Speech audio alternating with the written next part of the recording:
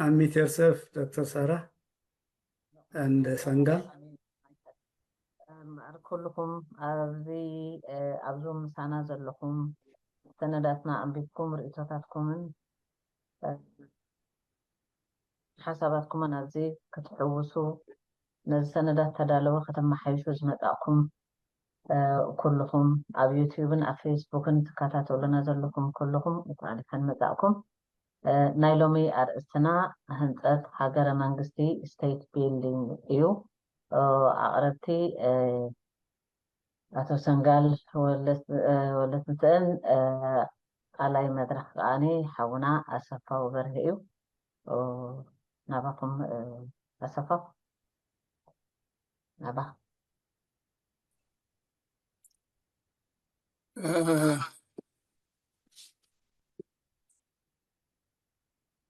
اوكي كما يقولون مجمرة عقاسنا بدحل نصهم أزينا إنا نمسجن زي أخي بعدي رابع الجزء ابن كايدة زلان أخي بعدي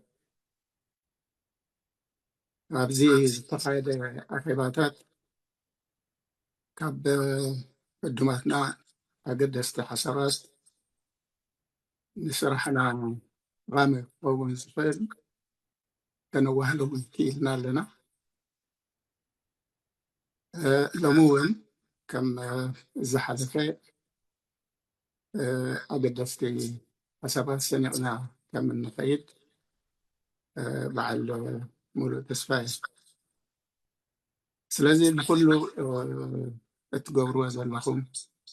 نزي سنة دزي عند معبا أزينا عن سلونتينا نايلومي أرستنا إنسات هاجر منغستي سي فابوني زي إنسات هاجر منغستي كابتي حالة إنسات هاجر زبل بزح زفاء أساس طبعا لهم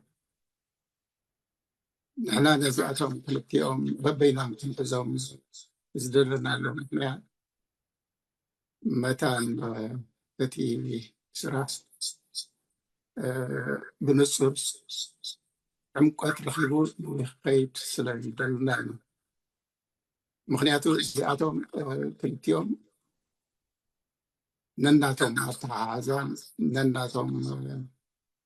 تتعوض له الاستراتيجي يزلوهم لازم بفهم حزناهم على ما مالتي كم تي أبزح على فوان دكتور في السوق قربه الله بزعبها هنسات حجر دخروتو أب حزبي كما قرتاني حزبي عدي من النك كم زي تطريق قبره كما قرتا حدث من بعث ما يوان النك بزعبة حجر فتورلو نزل من الرجل كإنتاي مسار كسات تتكلم نزل الجزء زرزيرو أقرب من يرد عدو خاو أتي تمهرتي education زيلي على أتي تاريخ على أول أتي ناي culture زيتا تسبلو أم عبال تي ينسات هاجر عبي أشتو أساتاس دورو دولو فانو لقرنا لرمالتي لومي بزعبا السات هاجر من دستي تلزارة طيما ولو قال لك كانت السات هاجر نمع عبال ملوتي لايكرز بي نمع عبال ملوتي هاجر زعلامو انتوهنة تقروتو جن أبتي مهناس لاي تكالاتن مهناس رقتاتن مهناس اعتبر ساتاسن إنا توكرة كما يقولوا في منغستي بوع منغستي رجوع منغستي قبو أقلقلوتا بيت حزبي زقبر منغستي نمخان زخيب نسرة لاي إنساي عرف سلازي ناب نسات هذا منغستي نابينا مالتي إذا استيت زمن بوزح مدن قارات لما يفكر يعني خنزارة كلنا بزعبا سوغرين ستيت مخنياتون ولا وسط حجر فينا نوي كم ستيت لسرعة القدرات الرهيبة زي الصومال وعن هذاك طبعا بدنا تنتكست الآخرين بأمريكا 5 ستيتس أيضا أبقال نتمم تبارم بفتح مال سخز زقموان ستيتس أيضا مالتي الدين زيادة كابتي سوغرين ستيتس زي في الليالو بنيات نهائي أبتعت حدا عبي حدا زتدوفنا بمقانا عندنا بعلاونات زي بلان بمقانا مالتي سلازي أب علمنا زعميت انتس عن حمش زقنا سوغرين ستيتس كم عبالات ودب حبرات منغستات كاين ناشينز اللوام عليتي تنبيت تسعان سلستان كم ممبرز يعني تنكل التفاعل كم تعزب هيدا في فلاتين كم فلسطين كم فاتيكان كم السلام عليكم إذن 209 سلستان أبان كان رحيبا زفدايا قدرنا إرتراع أبال نايزي محور زيئة مالتي سلازي كم سوفرين عقب بعلم درجة الطفلات زتقنبت مالتي سلازي تشوفيه لي قال سالنا أبتي هساتين هذا المجلس نحاول سنغال في الدوائر الميو خبلات زي دلدن بحري سنغال في ناتو مجلسي مقرابو الجواب على كايلان زي آخر زي تقدر فوتو مجمرة بتوم ورقة تناسل الصوم أحوال حساباتهم ربيعهم نمنتاي التي سحب كانت ورقاتي دروم ريم وصلوا ناتهم زي شبكة وحساباتهم كلهم جدا سلسلة معهم كنهبينا مالتي بحري نخلو التي جزا فتح كوينو ريتات كبيرة فتات من السنة يغني لك سلسلة سنغال نبغى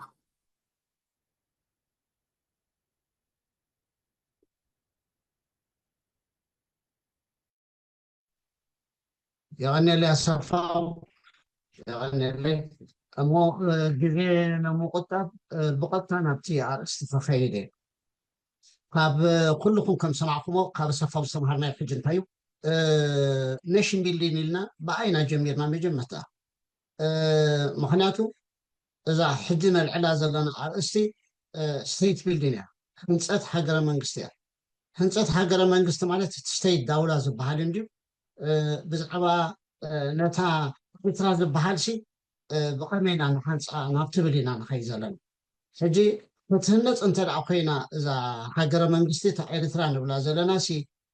حدا تسامعوا زخيد تنسانيو زخيد تراديو زخيد شبرة سبيل لنا زبل وين عندنا بين فلينا إيلو أصفات وبغيرو أردي الناس لازخونا عوائاتني ترى انت يزبز لكم مقصل تاناتو يزبل قم حزو لي حجي إذا لو منو قبرو زلنا ከም ንበይኑ ሳይሎ ንበይኑ መኽዘን ጌርና ንወስዶ እንተኮይኑ ክንጋገይና መረዳእታና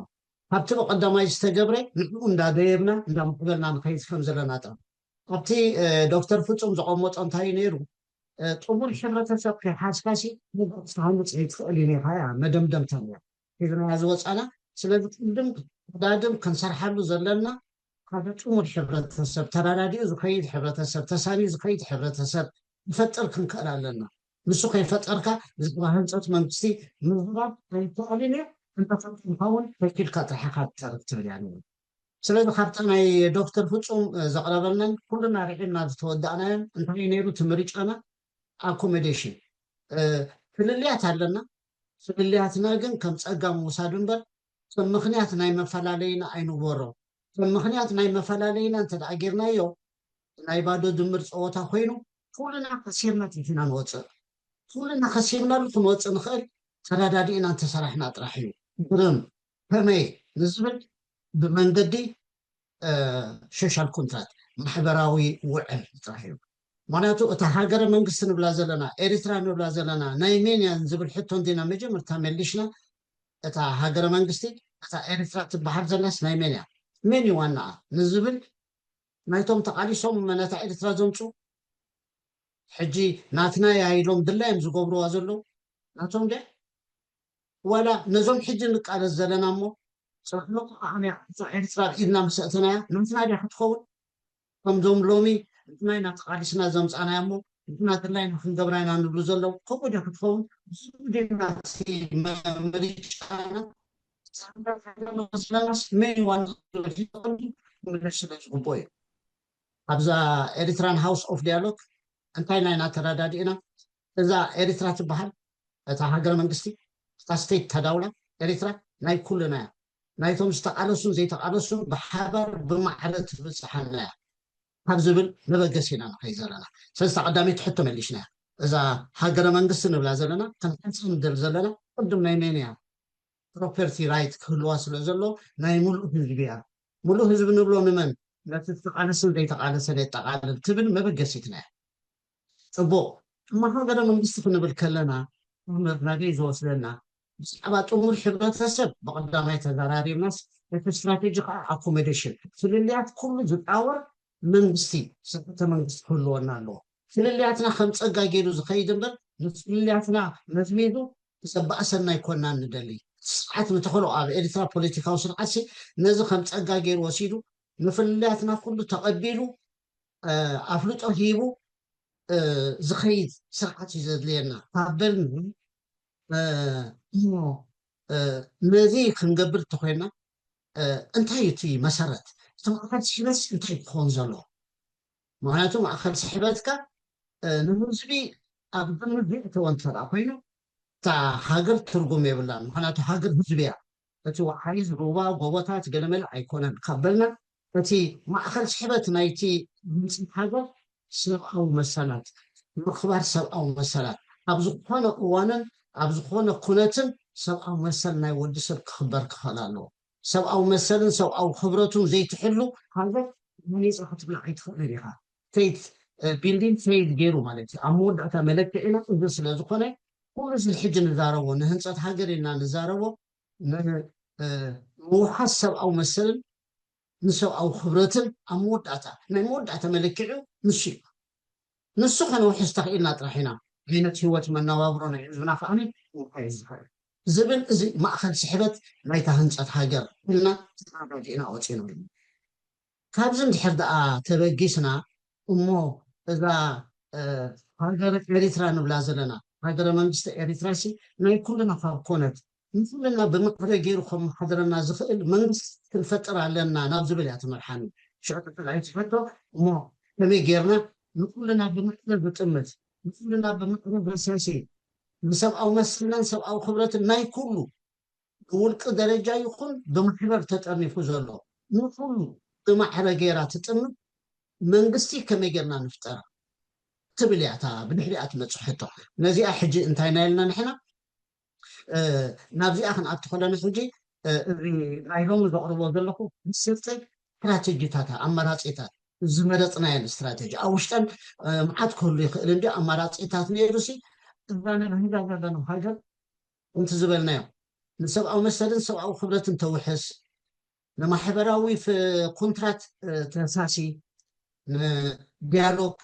اند ديبيت مالتي كلنا شيء ما كلنا حابكون كلنا تسامعنا طرحنا هاجر منجستنا كلنا حابكون تسامعنا طرحنا فنهان صان خير نحن كلنا تسامعنا لو طرحي لك قال أصل زبولون زدلي وانا يكونن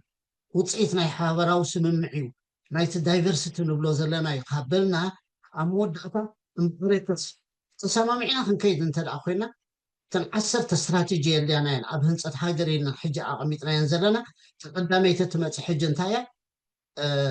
ديمقراطيك تونشين يدينا هذا ديمقراسيا وزكونه قوام يدينا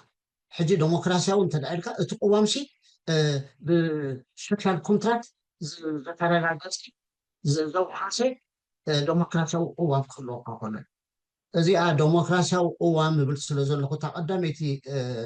استراتيجي ናይ ህንፀት ሃገር እንታይ ያ قوام ንፍልካት ስለምቲ ዲሞክራሲ ትውስኸላ ኣለኻ ጽጽር ክንደይ ትፍቱ ኢኻ ስኻ ምልጋብ ከይትብሉኒ قوام ደርጉን ነይሩ ወይ ሃይለ ስላሴውን قوام ነይሩ ወይ ኖርዝ ኮርያውን قوام ኣለዋ كلهم زم زغلط قوم ግን ዲሞክራሲያዊ قوام አይነበሩምን ዲሞክራሲያዊ قوام ممحركس ዲክቴተር ከማንሲ قوام ሁሉ የታበልና ዲሞክራሲያዊ ዝገብሮ እንታይ እቲ قوام ሲ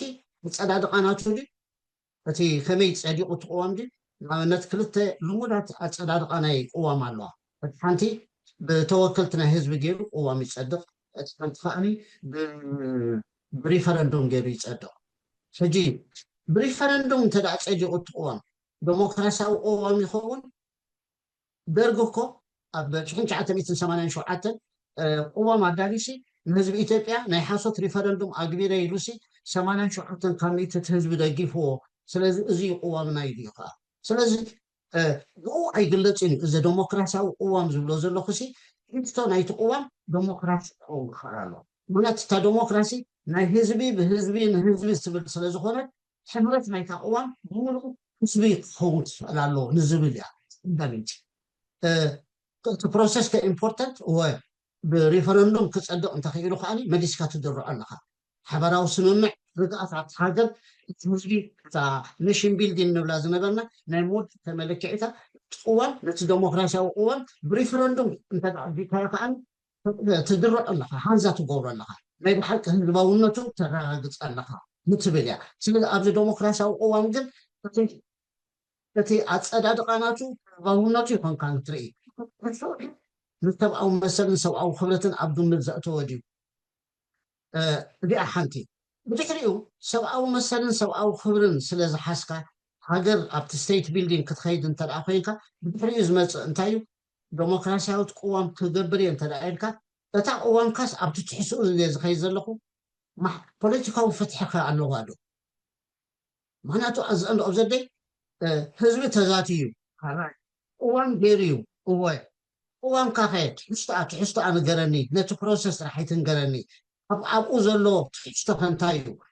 ማሕበር ፖለቲካዊ ፍትሒ ኣለዋ የብላን እንተደኣ ኮይኑ ዲሞክራሲያዊ ዘይኮነት ምክንያቱ ፖለቲካዊ ፍትሒ ሓደ እቲ ዲሞክራሲያዊ قوام ዝገብራ ፖለቲካዊ ፍትሒ እንታይ እዩ ከመይ ይረጋገጽ ንዝብል ክንዝርዝሮ ኢና ማሕበራዊ ፍትሒ ከ ተረጋግጽ እያ ዲሞክራሲያዊ قوام ክትኸውን ስለዚ ማሕበራዊ ፍትሒ እንታይ ማለት እዩ ዝርዝራት ኣለዎ ክንሪኦ ኢና ጠቕልል ኢልና ክንርኢ ከለና ግን ፖለቲካዊ ፍትሒ ዘይተረጋግጽ ማሕበራዊ ፍትሒ ዘይተረጋግጽ ቁጠባዊ ፍትሒ ዘይተረጋግጽ قوام ዲሞክራሲያዊ قوام ኣይኮነትን ዋላ ብሪፈረንዱም ትግበር ዝብል ዘለኹ ኦኬ እሞ ቀዳመይቲ ሕጂ ዲሞክራሲያዊ قوام የድሊ ኢለ ገይረ ዘለኹም ከም ስትራቴጂ ኣብ ህንፀት ሃገር ተቀዳመይቲ ኣብ ሞድ ኩሉ ተሰኒፉ ክኸይድ ኩሉ ተገዛእን ቋንቋትን በታ ዲሞክራሲያዊ قوام እውን እንተደኣ ዘይትኢሉ ህንፀት ሃገር ይፈሽል እምበር ኣብ ህንፀት ሃገር ክደክም እምበር ኣብ መወዳእታ ክትዕወት ኣይትኽእልን እያ ትብል ከም ቀዳመይቲ ነጥብና ጌርኩም ውሰድዋ ተራዳድኢና ዝሓልፍና ስለዝኾነ ስለዚ ልዕልና ሕጊ ንብል ኢና ልዕልና ሕጊ ማለት ብካልእ ኣዘራርባ ዲሞክራሲያዊ قوام ክህልወካ ኣለዎ ፖለቲካዊ ፍትሒ ማሕበራዊ ፍትሒ ቁጠባዊ ፍትሒ ከዓ ዘውሕስ ክኸውን ክኽእል ኣለዎ ነትብል እያ ናብቲ ስላይድ ሕጂ እዚ መእተው ገይረ ስለ ዘለኹ ከምኡ እንዳገበርኩ ነተን 10 እንዳ ሳይ እንዳገበርኩ ከይድ ክፍትር እዩ alright share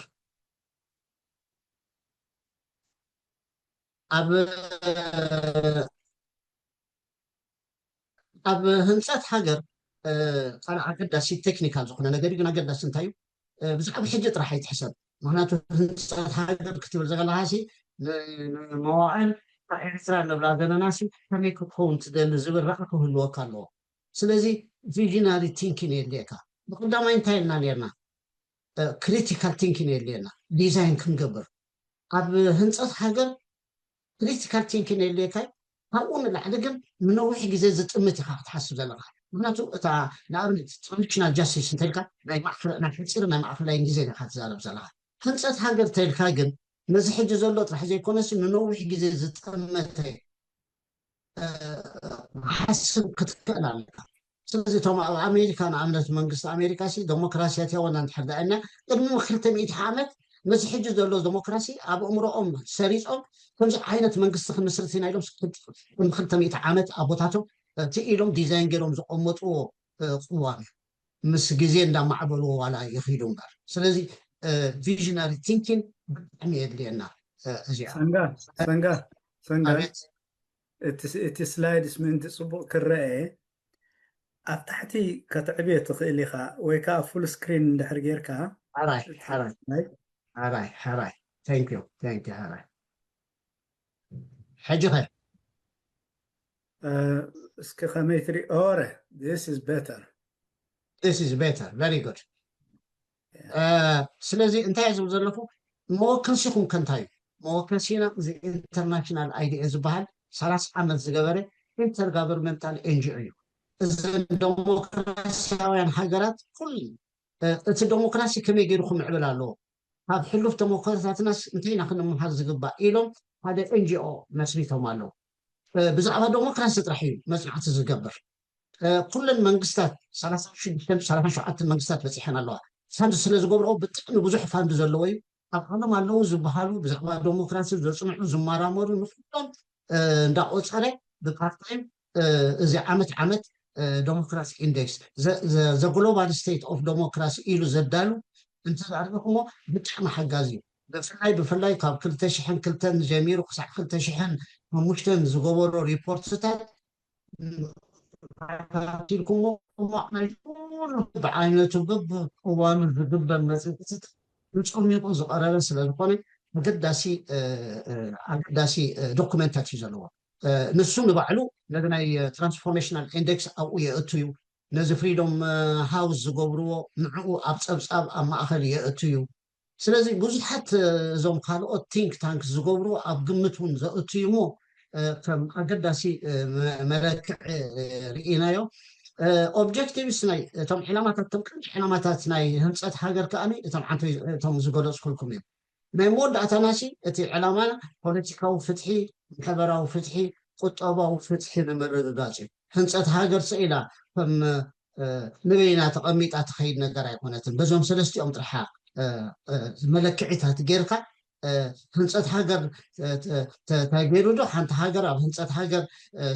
ተዓዊታ ዶ ዋላ ፈሽላ ትብል ነዞም ሰለስቲኦም ዓበይቲ ረቑሒታት መለክዒታት ግምት እቲኻ እዩ ዝግበር ልዕልና ሕጂ እቲ ዴሞክራሲያዊ ቅዋም እዩ ዝመርሐና ስለዝበልና ቅዋም ከዓ ስለዝኮነ ንዕኡ ኹን ዴፊኒሽን እውን ተሰማሚዕና ኢና ቲዮሪ ክንከይድ ከለና ኣብ ፖለቲካል ሳይንስ ነቲ ዓበይቲ ቲዮሪስ ኣለዉ ስንፅቲ ሰብ ኣለዉ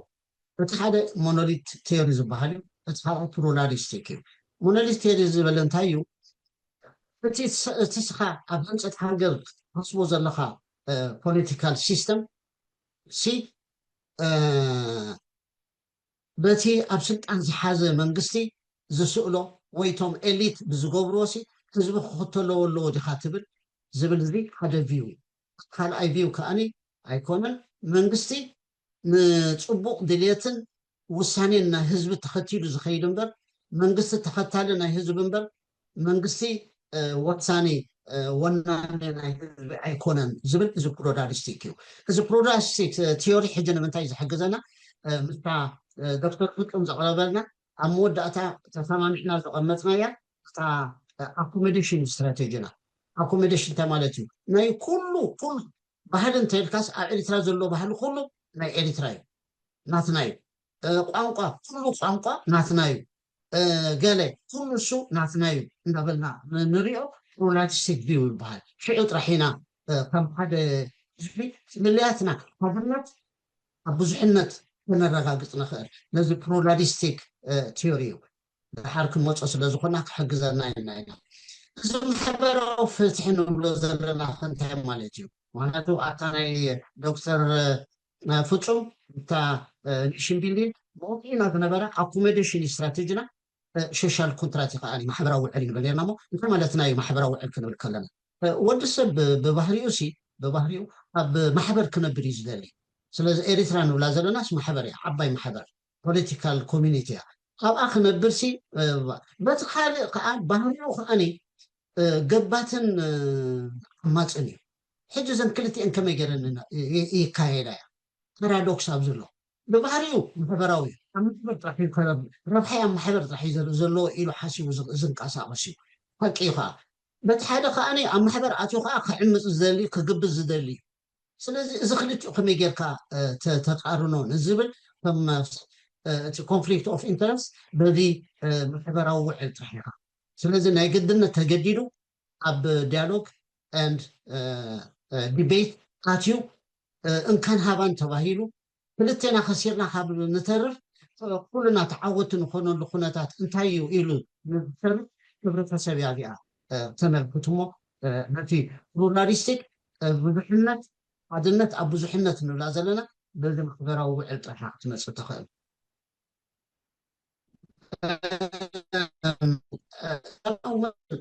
ክብረሰብን ዝበልናዮ እዚ ኣቶ ይገለ ዝኾንኮ ሓልቀ እሞ ካብቲ ዘለናዮ ሕማቅ መንግስቲ ኣብቲ ቀዳሚቲ ከዓኒ ኣነ ዘቕረብኳ ዝኩር ተኾንኩም ኩነታት ናይ ሃገርና ርኢና ኩነታት ናይ ሃገርና እቲ መንግስቲ ኣብኡ ዘሎ ብብዙሕ መለክዒታት ብኩሉ ሸነኽ ከም ዝፈሸለ ከም ዝወደቐ ኸ ርኢና ስለዚ መንግስቲ ክቕይር ኣለዎ ንብል ኣለና መንግስቲ ምቕያር ጥራሕ ዘይኮነሲ እቲ ትራንስፎርሜሽን ከዓ ፈለየና ፀቢቑ ድሕር ዝኾነ ቁጠባ ድሕር ዝኾነ ናይ ሕብረተሰባዊ ባህልታት ኣለና ኢልና እውን ርኢና ኢና ስለዚ ፖለቲካል ትራንስፎርሜሽን የለና ኢኮኖሚክ ትራንስፎርሜሽን የለና እቲ ምምሕዳርና እውን ኣዝዩ ሕማቕ እዩ ዘሎ እውን ትራንስፎርም ክንገብሮ ክንክእል ኣለና እቲ ትራንስፎርሜሽን ማለት ብጣዕሚ ዓብ ጉዳይ እዩ መሰረታዊ ለውጢ እዩ ዘድሊ ብፅገናዊ ጥራሕ ትኸይዳ ይኮንካን ማለት እዩ እሞ እንታይ ይሓቁፍ ፖለቲካል ትራንስፎርሜሽን ክንብል ከልናሲ ነየኖት ይሓቁፍ ዓይኖትና ትራንስፎርም ክንገብሮም ደሊና ዘለና ንዝብል እዚኣቶም እቲ ናይ ቢቲኤ እንዳበልና ዝገለፅናዮም ዝተማሃርናሎም መለክዕ ጌርና ነቲ መንግስቲ ክንቀብር ከለና ንሕና እውን ነታ ሃገር ንኩሉ ግዜ እዚ ከም መለክዕታት ጌርና ንወስዶም እዮም ነቶም ክስተያት ስለዚ ኣገዳሲ ኣብ ግምትና ዘእተናዮን ኣብ ፀብፃብናን ዘእተናዮን እዩ እምበረከስ እዚ ኣቀራርባና ናትና ስቴት ቢልዲንግ እንታይ ዝብለኩም ዘለኹ ሕጂ ወርክ ኢን ፕሮግረስ እዩ ዘሎ ዝተወድአ ሰነድ ዝተወስዐ ሓሳባት ሒዝና ኣይመፃናን ነቲ ንባዕሉ ነቲ ህንፀት ሃገር ከፊልና ኢና ዘለና ነዚ ቀዳማይ እሞ ንሰማማዕ ሽዕና ካልዒነታን ክንሰግር የልና ስለዚ ኣብዚ ቀዳማይ እንታይ ኢና ንገብር ዘለና እቲ ማእከላይ መንግስቲ ዝበሃል ንኩሉና ንህዝብያት ስቴት እንዲና ኣለና ንሕና ወኪሉ ከመሓደረልና ንቐምጦ መንግስቲ ሲ ናቱ ኣይዲዮሎጂን ናቱ ስትራክቸራል ኣሬንጅመንትን እንታይ ክኸውን ኣለዎ ንዝብል እቲ ኮንሰፕሽዋል ፍሬምወርክ ኣቐሚጥና ኣለና ብሓድ ብድሕሪኡ ናበይ ከድና ናብቲ ኤሌክቶራል ማኔጅመንት ቦዲ ዝበሃል ምክንያቱ ናይ ህዝቢ እንተደኣ ኢልካ ብህዝቢ ዝምረጥ መንግስቲ ጥራሕ ክህልወካ ዘለዎ እሞ ምርጫ ሓደ ኣገዳሲ ነጥቢ እዩ ስለዚ ንሱ ከመይ ክኸውን ኣለዎ ነቲ ናይ ምርጫ ኮሚሽን ዝበሃል ከ ንዕኡ ዝምልክት ኮንሰፕሽዋል ፍሬምወርክ ኣቐሚጥና ኣለና እዚ እንተደኣ ኢልና ምርጫ ናይ ግድነት እንተደኣ ኮይኑ መን እዩ ክምረቕ ዘለዎ እቲ ኣበርክቶ ክበና ዝኽእል ሓያላት ተወዳደርቲ ብቑዓት ዝኾና ፖለቲካ ፓርቲ እንተለየናና ጥራሕ እዩ ፖለቲካ ፓርቲ ስለ ዘለካ ዘይኮነስ ከምቲ ቀዋሚ እንተለካ ትርጉም ዘይብሉ ብቕዓት ዘለዎም ፖለቲካ ፓርቲ እንተለና ካጥርሕዮም ስለዚ ብዛዕባ እቲ ፖለቲካ ፓርቲ ዝብልከ እንታይ እዩ ብዛዕባ ከዓኒ ተነጋራረብ እዩ እቶም ካልኦት ኣገደስቲ ዝበሃሉ ንኣብነት እቲ ኣብቲ ቅርፂ ናይ መንግስቲ እቶም ካልኦት ኢንዲፐንደንት ዝበሃሉ ኣለዉ ድሓር ክንሪኦም ኢና ብዛዕባኦም ከዓኒ ኮንሴፕሽዋል ፍሬምወርክ ቅድም ከተዳሉ ክትኽእል ኣለካ ነፃ ክኾኑ ኣለዎም ነፃ ክኾኑ ኣለዎም ንብል ከመይ ገይሮም ነፃ ክኾኑ ናቶም ስራሕን ዕማምን ከእንታይ ክኸውን ክኽእል ኣለዎ ንዝብል ከዓኒ ሓበራዊ መረዳእታ ክነጠርቕ ክንክእል ኣለና ነዚ ሓበራዊ መረዳእታ ንምጥራይ ኣብ ዲያሎግ ዲቤት ንምእታው መበገስን መወከስን ዝኸውን ሓሳባት ጥርሒና ሒዝና ንቐርብ ዘለና ምዃኑ ምርዳእ የድሊ ቀዳማይ ምርጫና ዴሞክራቲክ ኮንስቲቱሽናሊዝም እዩ እንዲና ኢልና ስለዚ ምርጫናስ ዴሞክራሲ እዩ ስርዓት ፖለቲካዊ ስርዓትና አውቶክራሲ ይኮነን ቴዎክራሲ ይኮነን ገለመት አውቶሪታሪያን ዲክታተርሺፕ አይኮነን እንታይ ዳ ዴሞክራሲ እዩ ዴሞክራሲ ውርፁፅ እዩ ኣገር ኣልቦ እዩ ዝብል መረዳእታ የብል ነው ኣብ ዴሞክራሲ ሕጂ ኣብዚ ዓለምና ዘሎ መንግስቲ ሃገረ መንግስቲ ክምስረት እየ ክትብል ከለካ ግን እታ ትምስርታ ዘለካ ሃገረ መንግስቲ ግን ኣብቲ ሕጂ ዘሎ ናይ ፖለቲካል ሲስተምስ ብተዛማዲ እታ ኣፍያ ዝሓሸት ኮይና ተቐባልነት ዘለዋ ግን እዚ ዴሞክራሲ እዩ ብኡ ምክንያት ኢና ቅዋምና ዴሞክራት ክኸውን ኣለዎ ንብል እምበር ከም ብፁዕ ከም ኣበር ኣልቦ ጌርና ግን ኣይንሪኦን በብእዋኑ ግን ነቲ ዲዛይን ዝገበርናዮ እንዳመሓይሽና ይኹን ከይድ ስለንኽእል ግን ጉድለታት እንዳርኣኻ እንዳመሓይሽካ ትኸይድ መስርሕ ምዃኑ ንርዳእ እሞ ዴሞክራሲ ከ እንታይ ማለት እዩ of the people by the people for the people እዚኣ በቃ ኩሉና ኢና ንርስዓ ብዛዕባ ሃገር ንዛረብ ኣብ መወዳእታ ሃገር ናይ ህዝቢ ምዃና of the people by the people እቲ መንግስቲ ከዓ ብህዝቢ እዩ ዝመፅእ ንረብሓ ናይ መን ከገልግል ንረብሓ ናይ ኩሉ ህዝቢ እታ ረብሓ ናይ ኩሉ ህዝቢ ትብል ከዓ ኣብ ግምት ንእቱ ዴሞክራሲ ትመርፅ ተለካ ማሕበራዊ ቀፀላ ኣይትመርፅን ሓፈሻሊዝም ጥራሕካ ምን ማሕበራዊ ሰረትካ ትብል ሸቃላይ ሓረስታይ ገለመለ እንዳብልካ ትኸይድ ኣብዚ ግን ኣብ ዴሞክራሲ ንኩሉ ብማዕረ ጠሚትካ ንኩሉ ከመይ ገይሩ ሓደ ተረባሒ ሓደ ዝጎድሎ ከይኸውን ከመይ ጌርካ ትሓስብ ንዝብል ኣብ ግምት ተእቱ እያ እዚኣ of the people by the people for the people ናይ ህዝቢ ንህዝቢ ብህዝቢ ዝብል ኣምር ተኪልና ኢና ጀርና እዞም ዓንቶይ ዝበልክዎም መቃም ከዓ የዳለወ መቃም ኣሎ ዝተዳለወ እንደይ ሳይንቲስታት ተደራሪቦም ተመራሚሮም ሃገር ዴሞክራሲያዊ ዝኾነት ኤሪትራ ክትሃነፅ እንተደኣ ደሊካ ኣርባዕተ ኣዕኑ ዲኻ ክትሃነፅ ዘለካ ተባዕቲአን ከዓ እዚኣተን እየን ይብሉ ስለዚ እዛ ፍሬምወርክ እዚኣ ካብቲ ናይ ኢንተርናሽናል አይዲኤ ካብ ናይ 30 ዓመቶም መዓልቲ ቅደም 5 እዮም ዝብሉ ነይሮም ኣብ 30 ዓመቶም ግን ኣብ 4 ምዃነን እንደገና ተሰማሚዖም ርዒሞም ተቐሚጦምለን ዘለዉ እያ እዘን 4 ከንታይ ትሕዝቶአን ዝብል ከዓኒ እታ ብጎኒ ዘላ ከዓኒ ትነግረኩም ኣላ ስለዚ እዚ ህንፀት ሃገር ንሕና ንብሎ ዘለና ሪፕሬዘንታቲቭ ጋቨርንመንት ክህሉ ኣለዎ ፓርቲሲፓቶሪ ኤንጌጅመንት ክህሉ ክኽእል ኣለዎ ኢምፓርሻል ኣድሚኒስትሬሽን ንዓይ ዝመስል መንግስቲ ይኹን ከም ክትብል ዘለካ እንተደኣ ንኩሉና ማዕረ ኮይኑ ዳይቨርሲቲ እንተደኣ ኣልየና ኮይኑ ንኩሉና ዘየዳሉ ኢምፓርሻል ዝኾነ ምምሕዳር እዩ ዘድልየና ንዝብል ኢኻ ትመፅእ ኣብቲ ቀንዲ መቃኑ እቲ ንፈጥሮ ዘለና መንግስቲ ግን ቼክ ዘይብሉ ሰፐሬሽን ኦፍ ፓወር ቼክ ኤንድ ባላንስ ዘይብሉ እንተደኣ ኮይኑ ግን ኣብ መወዳእታ መልኪ እንዳነገሰ እምበር ዴሞክራሲ ዝበሃል ኣይክህሉን እሞ እዘን 4 ነዚአን ኢኻ ዴሞክራሲ ምርጫ እንተደኣ ኢልካ ከም ስትራቴጂ ናምበር 1 ነዚአን ኢኻ ተማዕብለን እሞ ዝርዝር ናይዚአን ንሎሚ ኣየድልየናን እዩ ምክንያቱ ኣብቲ ስትራቴጂ ኣብቲ ኮንሴፕሽዋል ፍሬምወርክ ኢና ዘለና ነዚ ኮንሴፕሽዋል ፍሬምወርክ እዚ ግን 4 እንተሃኒፅና ጥራሕ እዩ ዴሞክራሲያዊ ሃገረ መንግስቲ ክንፈጥር ንኽእል ንትብል ግን ሓበራዊ ምርዳእን በፂሕና ዝርዝራት ናይ ዘን 4 ዝብላ ዘለዋ ኣብ ውሽጠን እንታይ ትሕዝ ንኣብነት መሰል እንተደኣ ኢልካሲ እንታይ ትሕዝ ንኣብነት ኣብቲ ፖለቲካል ኢኳሊቲ ማሕበራዊ ፍትሒ ፖለቲካዊ ፍትሒ ክንብል ከለና ናይ ጀንደር ኢኳሊቲ ናይ ኢኮኖሚክ ኢኳሊቲ ናይ ሶሻል ኢኳሊቲ ኣክሰስ ቱ ጃስቲስ ቤዚክ ወልፌር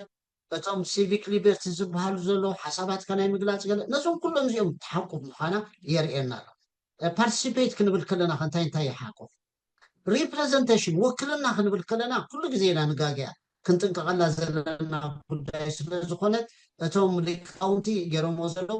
ውክልና ማለት ከምዚ ጥራሕ ዝግለፅ እምበር ከምቲ ንሕና ንሓስቦ ከምቲ ንሕና ኩሉ ግዜ ንዛረቦ ኣይኮነን ብኡ ምክንያት እያ ከዓኒ እዚኣ ከም መቃን ጌርና ወሲድና ተራዳዲእና ኣላ ዘለና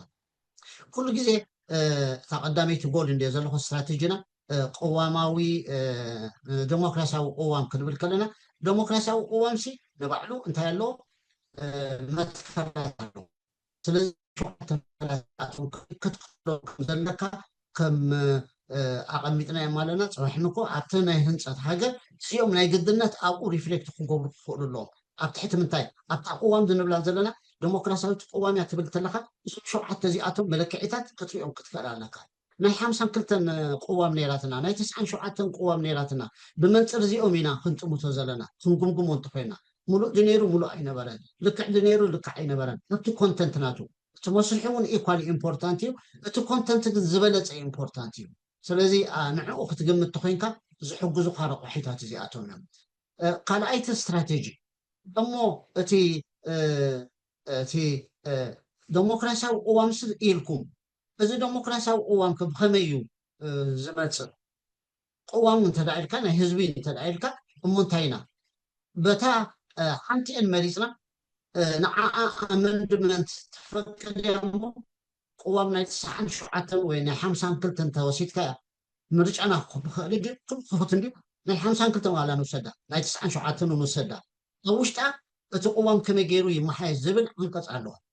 ንዕኡ መሰረት ጌርና ዲና ካብ ክልቲአን ሓንቲአን ምስ መረፅና ኣብቲ ውሽጡ ዘሎ ቅዋም ብከምዚ ጥራሕ ክመሓየሽ ንዝኽእል ንዝብል ብከምኡ ጌርካ ኣመሓይሽካ ዲካ ክትኣቱ ትደሊ ዘለካ ሕጂ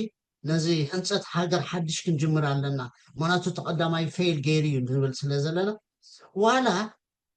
አንኮንስቲቱሽናል ኮምፕሪሄንሲቭ ሬቪው በቲ ኣብኡ ዘሎ ኣብተን 52 ኣብ 97 ዘሎ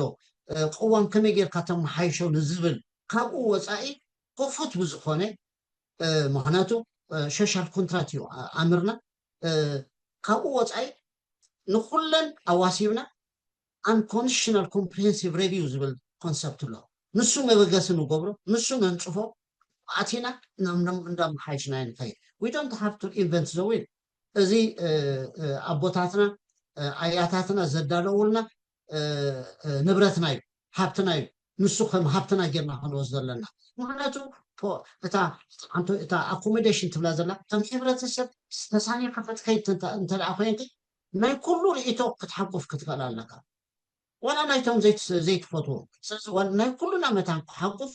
ኣሎ ዝበሃል ኮንሽን ናይ 52 ናይ 97 ዋላ ስኒት ዝገበረቶ እውን ኣላ ካልኦት እውን ዝገበሮ እንተልየን ኣምፂና ምንፃፍ ጌርና ኣዋሲብና ፅቡቁ ጥራሕ ወሲድና ንኸደሉ ኩነታት ንሱ እዩ ዝበለፀ ኣገባብ ኢልና ኮምፕሬንስ ስትራቴጂ ናምበር 2 ኢልና ከዓ ንዓ ገሊፅና ኣለና ምርጫና ኣብ ህንፀት ሃገር ኣሎ ዝበሃል ዋላ ብውልቀ ሰብ ዝተዳለወ ቅዋም ንኤርትራ ይጠቕማ እዩ ዝብል እንተሎ ማዕሪኦም እዩ ንኩሉ ኣብ ግምት የእቲና ንኩሎም ኣዋሲብና ዘፅቡቕ ናይ ኩሎም ወሲድና እቲ ጉዕዞ ህንፀት ሃገር ክንጅምሮ ኣለና ዝብል ሓበራዊ ምርዳእ ተበፂሕና ማለት እዩ ልዕልን ሕጊ ፕሪንስፕልስ ኣለዉ ዘሩር ፕሪንስፕልስ ኦፍ ዘ ሩል ኦፍ ሎው እዚኦም ከዓኒ ፈፂሞም ክትሓሱ የብሎም ልዕልና ሕጊ ንብል ኩሉ ልዕሊ ሕጊ ብሕጊ ክትፍሕር ኣለዎ ንብል ተኮይና እዞም መትካላት እዚኦም ናይ ልዕልን ሕጊ እውን ከነኽብሮም ኣብኡ ከዓኒ ፋክተር ኮይኖም ክኣትዉ ኣለዎም ብዛዕባ ቅዋም ዴሞክራሲያዊ ቅዋም ንብል እሞ እቲ ዴሞክራሲያዊ ቅዋም ግን መዋቱ ምዃኑ ከዓ ኣይንፈልጥን ንሱ ንገዛእ ርእሱ ዑደት ናይ ሂወት ኣለዎ ልክዕ ከም ሰብ ተወሊዱ ጎቢዙ ኣርይጉ ይመውት ንብሎ ዘለና ኮንዲሽን ከምኡ እዩ ናቱ ላይፍ ስፓን ኣለዎ ስለዚ እዚ ብሕልፊ እዛ ዩኒቨርሲቲ እዚኣ ኣብ 2007 ዝገበረቶ ኣፀቢቑ ብሉፅ ትምህርትታት ንዓለም ኣረኪባ ስለ ዝኾነት ነቲ ኮንሰፕት እቲ ኣብ ግምት ምእታው ብጣዕሚ ኣገዳስነት ኣለዎ ኣብ ህንፀት ሃገር እቲ ህንፀት ሃገር ንነዊሕ ግዜ ክትፀንሕ ንደልያ እንተ ደኣ ኮይና ዱራቢሊቲ ናታ እንታይ ይውስኖ ይብል እሞ ኣብ ቅዋም እቲ ቅዋምሲ ንነዊሕ ግዜ ንኩልና ዘገልግል ኮይኑ ንክኸይድ ኣገዳስነት ስለ ዘለዎ እዞም መልክዕ እዞም ነጥብታት እዚኣቶም ኣብ ግምት ይእቱ ይብለካ ቀዳማይ ብሪፈረንዱም እንተ ደኣ ራቲፋይ ጌርካዮ እቲ ዕድመናቱ ዝተናውሐ ክኸውን ምክንያቱ ህዝቢ ዝተቀበሎ እንተ ደኣ ኮይኑ ናተይሉ ርዒሙ ክኸይድ ይኽእል እዩ ኣብቲ መስርሕ እንተ ደኣ ንገሊኦም ወሲቅ ንገሊኦም ጓኒኻ ገሊኦም ናይ ምትእኽኻብ ገይሮም ፀለውቲ ነይሮም ገለመለ ንዝብል ግን ኣቮይድ ክገብረልካ ዝኽእል ቅዋም ኩሉ ግዜ ብሪፈረንዱም ክፀድቕ ከሎ እዩ ስለምንታይ ነቲ ዕድመናቱ ክማን የናውሖ እዩ ስኒት ዘለዎ ሓባራዊ ውዕል እዩ ኢሉ ሰብ ክኣምን ይሕግዘካ እዩ ነቲ ኮንሰፕሽን ካልኣይቲ ኮንዲሽናል ሬቪው ተዓንተ ወይ ዝበልናያ ጌርካ ትኸይድ እንተ ደኣ ኣለካ ግዜ በብግዜሲ ፔሬድ ሂብካ ሬጉላርሊ ፔሬድ ሂብካ ኮንዲሽናል ሬቪው ክግበር ክኽእል ኣለዎ ቅዋም ሓንሳእ ገይረየ እሞ ንኩሉ ግዜ ኣይትብልን ኢኻ ዳይናሚክ እዩ ዓለም ኣብ ቅልጡፍ ምዕባለ ዘለዎ ሂወት ኢና ዘለና ትውልድታት ካብ ሓደ ትውልዲ ናብ ካልእ ትውልዲ ድሌቶምን ባህግታቶምን ኩሉ ግዜ ይልወጥ እዩ ስለዚ መንግስቲ ክትልውጥ ነቲ ስትሪት ቢልዲንግ እንደገና ክትልውጥ ኣየድልየካን እዩ እንተ ደኣ ሰሪዕካዮ ንስኻ ኤቭሪ 5 years ወይ ኤቭሪ 7 years ኮንዲሽናል ሬቪው ክግበር እዩ እንዳበልካ ነቲ ሓድሽ ኣተሓሳስባታት ነቲ ሓድሽ ትውልዲ ዘለዎ ባህግን ድሌትን ናቱ ዘንፀባርቕ መታን ክኸውን ብስሩዕ ኮንዲሽናል ሬቪው ክትገብር ክትክእል ኣለካ ክንጅምር ከለና ኮንዲሽናል ሬቪው ኢና ኣለና ብስሩዕ ከኣኒ እቲ ኮንዲሽናል ሬቪው ምቅላስ ህዝቢ ተመያይጡ ትማሊ ዘርደቕክዎ እዩ እንጭኸ ርዒመ ምስኡ ኸይ ዋላ ክውስኸሉ ከጉድለሉና ኣለን ዝብል ብስሩዕ ጌርካ ክትሕዞ እንተ ደኣ ፈቲንካ ኣብ መንድመንት እናተገብረት እታ ኮንዲሽን ዋላ ን200-300 ዓመት ክትፀንሕ ትኽእል እያ ስለዚ ዘላይፍ ስፓን ናታ ይነውሕ ተዘየለ ዝመፀ መንግስቲ ናቱ ኮንዲሽን ክገብር ክፍትን እዩ ኣብ መወዳእታ እቲ ኔሽን ቢልዲንግ ዝንብሎ ዝነበርና ፌይል ይገብር ኔሽን ቢልዲንግ ፌይል ተገይሩ ከዓ ስቴት ቢልዲንግ ፌይል ክገብር እዩ ከንወሓልኩም ኣገደስቲ ስለ ዝኾነ እሞቲ ንቡር ሂወት ላይፍ ሳይክል ናይ ኮንዲሽን ክንደይ መታን ክርዳእና ማዓስ ኢና ሬቪው ክንገብሮ ዘለና ብስሩዕ ኣገባብ ንዝብል